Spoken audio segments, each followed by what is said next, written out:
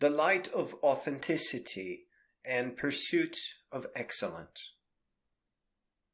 Authenticity and pursuit of excellence are the finest method for resisting the overwhelming power of cultural indoctrination.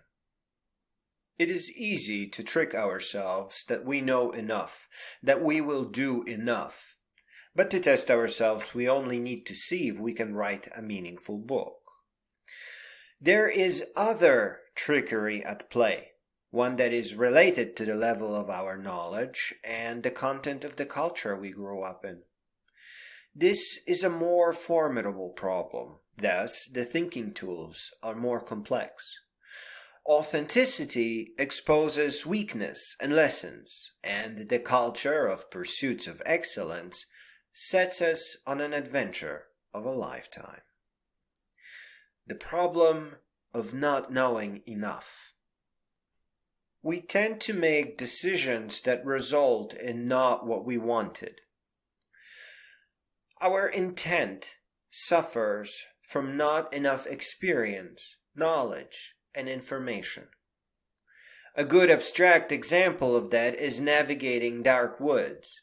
Without a map, we may be headed in the wrong direction. With a map, we may turn around and begin moving in the opposite one. The more we know, the better we navigate. A powerful intermediate solution to this problem is non-fiction audiobooks, memoirs, and biographies about growing up and learning. The problem of content of culture, more specifically, cultural indoctrination, it is in observations of the surrounding world and hopes of living a meaningful existence in harmony with it. If we are taught a falsehood about the world, we will make decisions of our own free will that will be wrong. A good example of that is the propaganda of warring tribes or nations, teaching their children that the other is evil. It is very difficult to catch ourselves as being under control of cultural falsehood. We tend to accept the culture we are born into as a source of absolute truth. Let me give you an example that your mind will actively work to reject, paragraph by paragraph. When we went to school, we were convinced it would teach us knowledge, even though nearly every month there was more and more evidence to the contrary. No matter what, we still believed. We saw unfair grading, bullies and violence, hate, racism and indifference. We saw that everyone was cheating by cramming, and that teachers loved it. We saw many kids get into drugs and alcohol. Some of us even foresaw that some of the staff were predators looking for prey. We accepted grades, and we accepted it as a measure of our intelligence. We accepted grades knowing about cheating by cramming and knowing about unfair grading. We still thought of ourselves as B or C or D level humans. In the end, we saw that everything we gained by working on our own. And finally noticed that a diploma didn't even guarantee a well-paying job. Late on in life, many of us noticed that many schools are not a source of knowledge, but a source of regret, a force of erosion.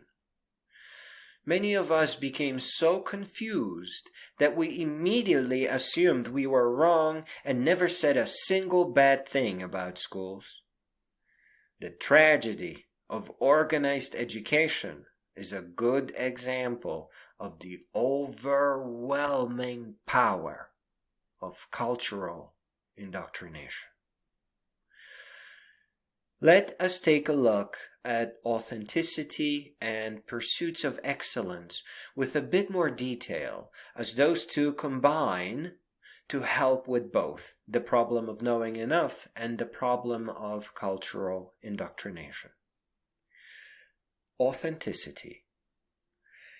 Accept authenticity the way you accept dignity and goodness and class. That's how you become more sensitive to inconsistencies that are surrounding you. Next time you ask yourself, am I classy? Am I a good person?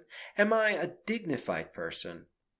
Also ask, am I an authentic person that lives an authentic existence? Dignity and goodness and class are things we strengthen in our soul and heart as we grow. Now add authenticity to help you see a little bit better. Oftentimes, when our intent is noble but results end up wrong, it means that we were purposefully misled. With authenticity in our heart, we get an extra moment to ourselves. In context of education, if a teacher is forcing you to cram for tests so you get good grades, you are more likely to walk out and talk to the dean or principal. No longer will you feel compelled to cram because it will feel inauthentic. After all, faking test results by means of cramming or temporary memorization is not what you intended when signing up for school. It is something you were pressured into in order to graduate. Authenticity presents many more challenges in life than just going along with everyone else. Because one of the strong points of moving along with the surrounding culture is that it is easier to move with the flow and play by the rules. However, the price we pay for ease and inauthenticity is that we don't really learn anything, we just pretend to. Pursuits of excellence are by definition difficult and challenging.